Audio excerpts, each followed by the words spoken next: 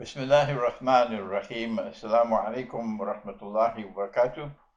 I greet you from the sitting room of my home here in my native island of Trinidad in the Caribbean with this dua of the Prophet alayhi salatu wasalam, who taught us to make this dua. Allahumma barik lana fi Rajabin wa Shaban wa baligna Ramadan. We do not as yet have Ramadan here in Trinidad, so we still have to make this dua that we might live for another few hours.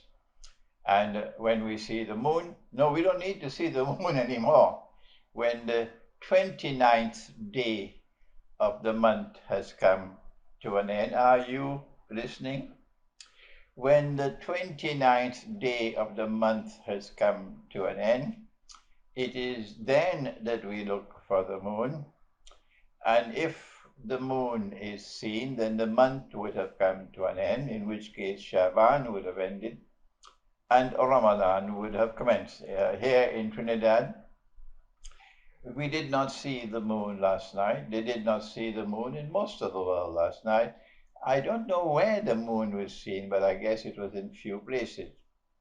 And so for most of mankind, the month of Ramadan has not as yet commenced. But for those who have seen the moon, yes, your Ramadan has commenced. And so we make the dua, Allahumma barik lana fi Rajabin wa Shaban wa baligna Ramadan. Why? Why is it so absolutely important that we must make no mistake at all with the end of a month and the commencement of a new month? Why? For those who have not seen the moon, but have chosen, like the deaf, the dumb, and the blind, to follow a bogus Saudi declaration, Saudi Arabia, which is a client state of Dajjal, for them, of course, who have already who begun the fasting, because they say the month of Ramadan has already commenced, I have a bitter message for them. So listen. Why is it so absolutely important that we must be very, very, very careful with time? Very, very careful with the measurement of time. Very, very careful with the counting of the days. And from noticing when a month has come to an end and a new month has come in, not just for Ramadan. The question is, why is this so important? Let me tell you why. Perchance, I don't know, that the deaf and the dumb and the blind might one day see, although I doubt whether they'll ever see. Our Prophet alayhi salatu wasalam warned of a time which is coming. He said, do you remember? He said the time will move faster and faster. If you want to teach this subject of ilmu akhir zaman, teach it to your family, teach it to your friends, teach it to your neighbor, teach it to your children. Pay careful attention to this prophecy if you want to teach the subject. The time will move faster and faster. A whole year will pass like a month. A whole month would pass like a week. A whole week will pass like a day. A whole day would pass like an hour. A whole hour will pass like the amount of time it takes to kindle a fire. This is the prophecy. Why would that happen? I guess for most of mankind today. Most of them time is already moving very, very, very fast, except when a virus came and brought the lockdown. And when the lockdown came, they were furious. I can't live with this. Time is moving too slow. I'm going to go crazy. I want to get back on the fast lane. Yes, Most of them are like that now. Why? Because they are addicted to that smartphone that they have. And the smartphone has taken them into the fast lane. La voie rapide in French, la voie rapide, yes, the fast lane of life. This I want to share with you is from Dajjal. Dajjal wants to get you to turn away and abandon the system of time that Allah has given you so that He can put you into another system of time. And when you enter into that system of time, a corrupted system of time, and you abandon the one that Allah has given you of sacred time, you will lose the capacity to think and you'll become a part of Dajjal's Jamaat. That is the bitter lesson I am conveying today from my sitting room to that misguided Jamaat which did not see the moon and yet has commenced the fast of Ramadan. Did you listen to me? They started the process by abandoning the number of days a day is a month, even while they kept the 12 months, because Allah says in the Quran that the months with Allah are 12 in number. So they decided it's too dangerous for us to turn away from the 12, so they kept the 12. They did what the pagan Arabs did. The pagan Arabs also kept the 12, but every third year they will add one more month and make it 13 in order that the lunar year might synchronize with the solar year. And what they did was a little more clever than what the pagan Arabs did. The pagan Arabs added 1 month. They added 1 month. But these disciples of Dajjal, of the modern age, what they did was to corrupt the month itself. The month itself, as given by Allah, is imprecise and cannot be universalized. The month by Allah is a month which is determined by the viewing of the moon. And the moon will be viewed at different times around the world. And so the month will never end and commence on the same day for everybody. It cannot be universalized. This is the wisdom of Allah. But the Dajjal now, he wants the month to become universalized. Everybody must have the same system of time. And so now what they do is a month which is either 29 or 30 days. If the moon is seen, are you listening to me? There are those who listen and yet they don't hear. And the others who hear and yet don't listen.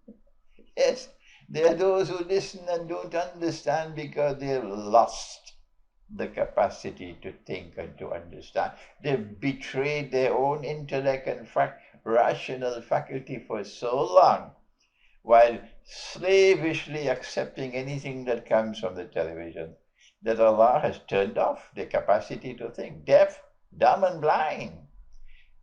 Before their eyes are veiled, they can never see again. And so what they did was, instead of a month ending after 29 days or being extended one more to 30 days, they said, no. We are wiser than the Lord God. We have declared that a month can have 28 days. What a load of rubbish. And yet everybody accepted it. Are you going to deny? And they said sometimes a month can have 29 days and sometimes 30 days, but sometimes it can also have 31 days. What a load of rubbish. And yet every government in the world accepts it. Every institution around the world that wants to be in the good graces of the modern world accepts it. And if you stand up against it, you're a terrorist. That's what it is. That is what it is to be alive today. If you stand there and say, no, this is a load of rubbish that a man can have 31 days, they say you're a terrorist. You're out of step with Dajjal. And so they're going to demonize you. And so you have to beware. An attack is on the way. Attack is already being launched on the system of time that Allah has given. And from the time you step out of the system of time, sacred time that Allah has given, what is the price you pay? Answer. You'll be following Dajjal. And when you follow Dajjal, what's going to happen? Answer. Time will move faster and faster. And as time moves faster and faster for you, your capacity to think becomes less and less and less and less. The greatest danger we face in the world of Islam today, Ummah of Muhammad Islam, is not a danger from outside. It's a danger from inside.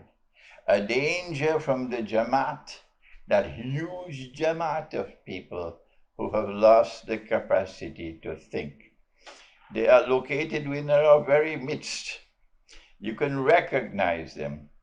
They have eyes and cannot see. They have ears and cannot hear. They have hearts and do not understand. Allah says about them, I didn't, Allah says, He used very harsh language. This is not insulting language. If I follow what is there in the Quran, and I also use harsh language, no, I'm not insulting.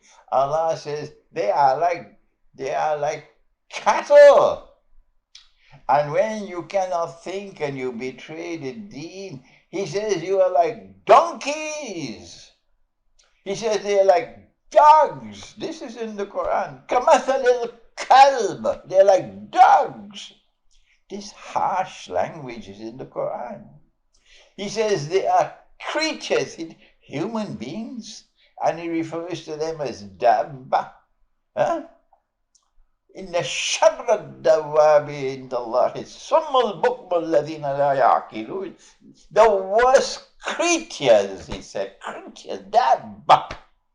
The first creatures, the worst of them in the sight of Allah are those who have, they are deaf and they're blind and they don't think. They don't think. And so on this, the eve of the first day of Ramadan, we do not as yet have Ramadan. And you do not as yet have Ramadan if you did not see the moon at the end of the 29th day. So we say to all of them in Britain in particular, who already commenced the fast of Ramadan, you are misguided. You are a danger to us. And in the same way that there is social, they call it social distancing. The people have to stand apart. What is it called? Social distancing? So you keep 3 feet away.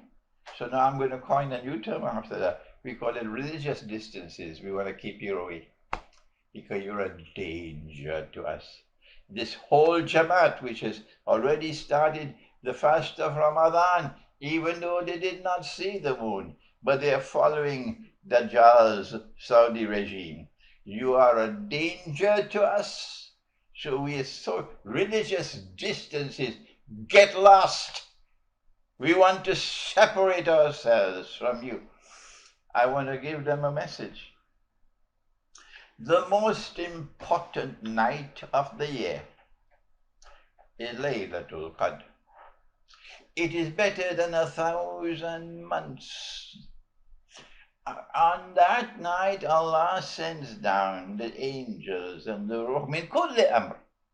Jibreel alayhi salam comes down on that night, and the angels min kulli amr. They come down for every errand that Allah assigns to them. And one, of course, is our du'as that we're making all through the year. This one has a family member with cancer. This one has a mother with Alzheimer. This one is suffering from this disease or that disease. This one is in great, great, great distress and poverty. And they're making dua and dua and dua. This one is in great danger, facing oppression. And they're making dua. This is the night of all, the night, the most important night of all, to make your dua that Allah might accept your dua.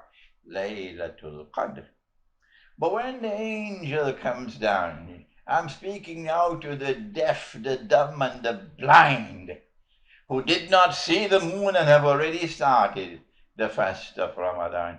When the angel comes down on that night, and they see that you did not start the fast of Ramadan on the correct day, do you think you will ever get an answer to your dua? You're living in dreamland. Not only would you lose your Laylatul Qadr, the danger is you'll also lose all your fast of Ramadan. All your fast of Ramadan. Everything that Ramadan has to offer to you, you will lose it because you started on the wrong day. Allah gave you the capacity to think, and you abandon the process of thinking. It is frustrating to me that I have to raise my voice. Yes, in this old age of mine, I have to live with this nonsense. People who are a danger to us because they lack the capacity to think, or because they're too scared to think, or because it is inconvenient for them to think. They prefer to follow, to, to put order, lay the red carpet for Muhammad bin Salman and his army from Dajjal. So now the time has come for us to part from you. This is my message for you on the first day of Ramadan, while we pray that the rest of us will remain faithful to the truth and get out of the fast lane of life and remain faithful to the system of time that Allah has given. And so we will start the fast of Ramadan on the correct day while you fast on the wrong day. Thank you. Wassalamu alaikum wa rahmatullahi wa barakatuh.